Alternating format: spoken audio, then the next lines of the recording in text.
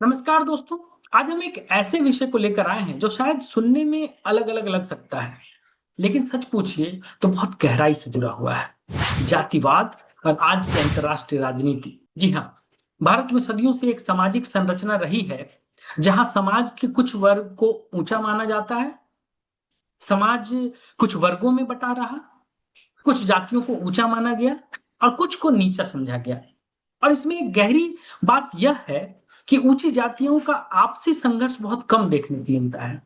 हाँ, मतभेद होते हैं, राजनीति होती है, पर वे कभी एक दूसरे को नष्ट करने पर उतारू नहीं होते। लेकिन जब बात आती है कमजोर वर्गों की एकता का, उनकी शिक्षा, उनके अधिकारों का, तो अचानक एक डर देखने को मिलता है कि कहीं ये सवाल पूछने न लग जाए, कहीं ये बराबरी का दावा न करने लगे। अब यही तस्वीर अगर आप दुनिया की राजनीति में देखें तो एक बड़ा सच सामने आता है कि अमेरिका, फ्रांस, ब्रिटेन, कनाडा जैसे ताकतवर देश कभी एक दूसरे से युद्ध नहीं करते। हाँ, डिप्लोमेटिकली बयानबाजियां होती हैं, ट्रेड वॉर होता है, पर मिसाइलें नहीं चलती। स्पेशली मॉडर्न वर्ल्ड में जंग नहीं होती। इतिहास में कभी इनमें मतभेद रहा होगा, पर मॉडर्न वर्ल्ड में इनमें कभी आप जंग नहीं सुने होंगे।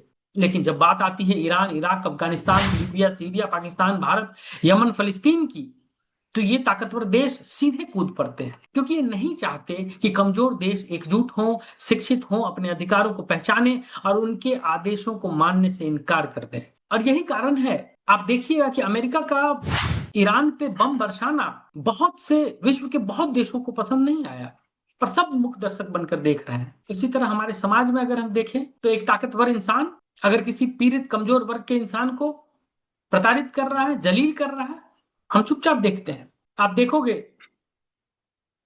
आंध्र प्रदेश में जो अभी घटना घटी कि एक दलित पीड़िता को, 15 साल की बच्ची को 2 साल तक अग्र समाज के लोगों ने, 14 लोगों ने मिलकर 2 साल तक उसके साथ कुकर्म किया, रेप किया। आपको क्या लगता है कि समाज के अन्य लोगों को पता नहीं होगा इस बात का?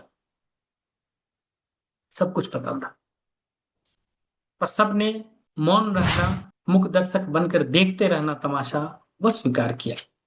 जैसे आज ईरान पर जब अमेरिका बमबारिश कर रहा है, बम की वर्षा कर रहा है, जबकि ईरान का युद्ध इजराइल के साथ है, फिर भी अमेरिका चाहता है कि ईरान कोई सुपर पावर ना बन जाए। उसे यह डर है, इस कारण से उसे नस्ते नाबूद कर रहा है अपनी आत्मरक्षा में, अपने पैसे से।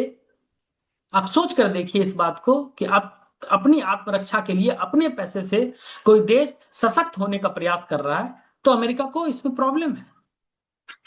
यही हमारे समाज में भी हो रहा है। एक कमजोर व्यक्ति जब आगे बढ़ने का प्रयास करता है, तो जो समाज के सो कॉल्ड शिक्षित और प्रबुद्ध लोग हैं, ताकतवर लोग हैं, उसे दबाने का प्रयास करते हैं। ये दोनों के बीच एक समानांतर है, एक पैरेलल ड्रॉ करने की मैं कोशिश कर रहा हूं।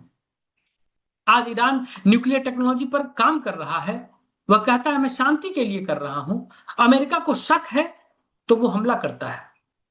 ईरान ने ना अमेरिका को धमकी दी, ना हमला किया, फिर भी अमेरिका वर्ल्ड पुलिस बनकर हमला कर देता है।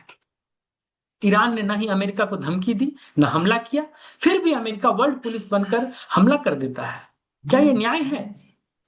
क्या ये न्याय है? और ऐसा इसने पहली बार नहीं किया है दोस्तों। यह कहानी इराक के साथ भी दोहराई गई थी। अमेरिका ने कहा इराक के पास विनाशकारी हथियार हैं जो जो विश्व के लिए संकट पैदा कर सकती है।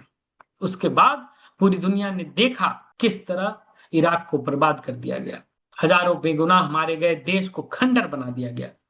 लेकिन आज तक एक भी पुख्ता सबूत नहीं मिला कि इराक के पास कोई वैसे हथियार थे, वैसे विनाशकारी हथियार थे जिससे विश्व को खतरा था। अब वही कहानी ईरान के साथ दोहराई जा रही है।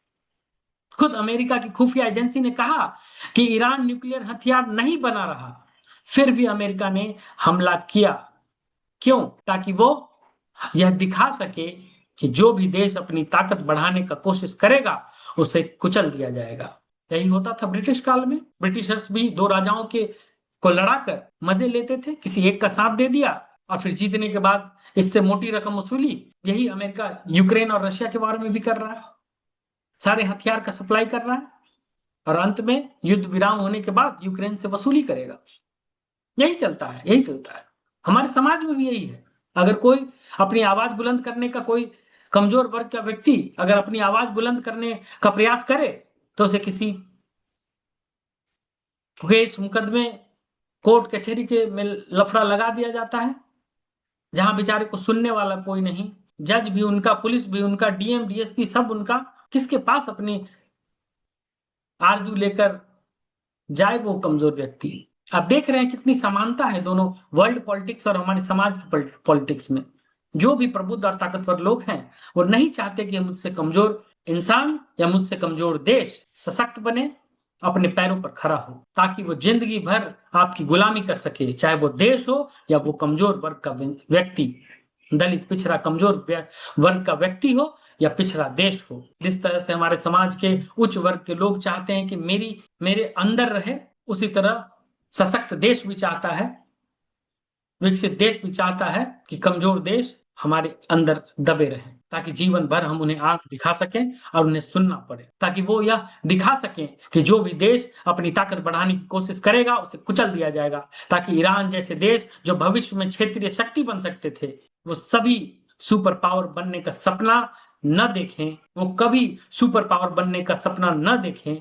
यही सोच है अमेरिका की और सारे वेस्टर्न कंट्रीज की। ये सब मिले हुए हैं पीछे में, जितने यूरोपियन कंट्रीज, अमेरिका, सब मिले हुए हैं ये षड्यंत्र।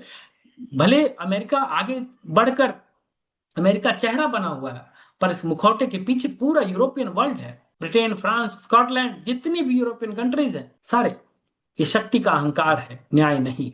जैसे हमारे समाज में कुछ लोग चाहते हैं कि कमजोर जातियां कभी आत्मनिर्भर न हो, वैसे ही अमेरिका और पश्चिमी देश चाहते हैं कि एशिया और अरब जैसे देश कभी मजबूत न हो सके। वैसे ही अमेरिका और पश्चिमी देश चाहता है कि एशिया और अरब जैसे देश कभी मजबूत न हो सके, क्योंकि अगर वे मजबूत हो गए तो ये उनसे सवाल पूछने लगेंगे, और जो सवाल पूछने लगता है वो डरना बंद कर देता है।